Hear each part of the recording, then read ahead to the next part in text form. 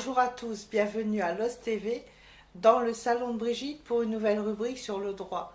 Aujourd'hui, je voudrais parler d'un petit sujet d'actualité, la trottinette électrique. Et oui, beaucoup d'entre vous en ont une, mais vous ne savez pas vos obligations et surtout ce qui peut vous arriver si vous êtes, on va dire, contre la loi. Bien sûr, vous roulez un petit peu comme vous le voulez. Sachez qu'il y a quelque chose que vous n'êtes peut-être pas au courant, c'est que la trottinette électrique est interdite sur les trottoirs. Elle est tolérée, mais elle est interdite. Alors, bien entendu, il y a un flou juridique qui devrait être comblé d'ici mars 2019. On y est, mars c'est demain, c'est là. Donc, ça devrait se combler. Alors, il y a beaucoup d'assurances qui rejettent de couvrir les utilisateurs. Mais en cas d'accident, vous devez savoir que vous risquez de payer entre 60 € et plusieurs milliers d'euros. Oui, savoir que si la personne est blessée, tout sera à vos torts et que bien souvent les assureurs ne veulent pas couvrir derrière. Alors n'oubliez pas, le slalom est de sortir couvert parce que le slalom c'est interdit en trottinette électrique. De même, on a tous appris que les piétons sont prioritaires. Quand on est à un passage clouté, on doit s'arrêter, laisser traverser les piétons. Là, je suis d'accord avec vous, hein, c'est obligatoire. Par contre, ce que je ne suis pas d'accord, c'est quand vous voyez des piétons qui arrivent au niveau du passage clouté, parce qu'ils ont leur téléphone portable à l'oreille, qu'ils sont en train de parler au téléphone, ils se croient complètement à l'abri de tout. Ils se croient prioritaires.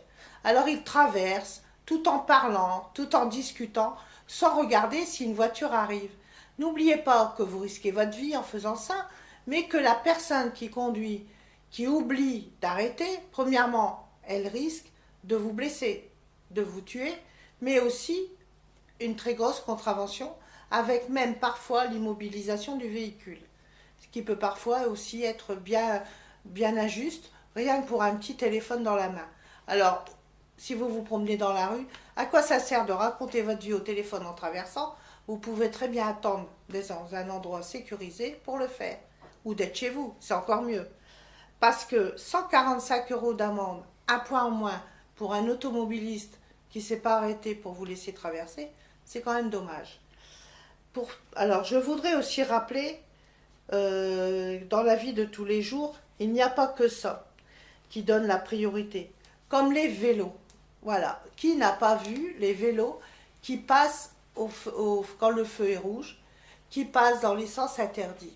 Sachez qu'aucun article de loi n'autorise les vélos à avoir le libre cours de la circulation.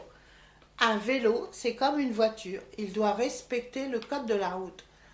Il n'a pas le droit de brûler le feu rouge, il n'a pas le droit de prendre un sens interdit, il n'a pas le droit de couper la route à tout bout de champ. Un vélo doit respecter, comme une mobilette, comme une moto, tout le code de la route. Donc c'est pas grand-chose. N'oubliez pas qu'il y a des pistes cyclables réservées aux vélos et donc que vous devez les emprunter.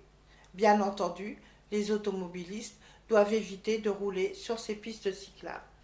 Alors on arrête de jeter on va dire, tout le mauvais sur les conducteurs. Quand on est à vélo, en moto ou en mobilette, on regarde un petit peu ce qu'on doit faire, ce que l'on doit respecter.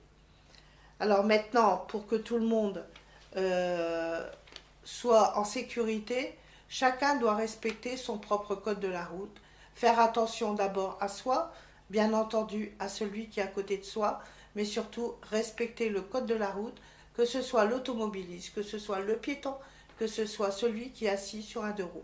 Voilà, c'était une petite rubrique comme ça, un petit coup de cœur qui, j'espère, vous aidera un petit peu à circuler un peu mieux demain dans la route. Alors à bientôt pour une nouvelle émission dans le salon de Brigitte.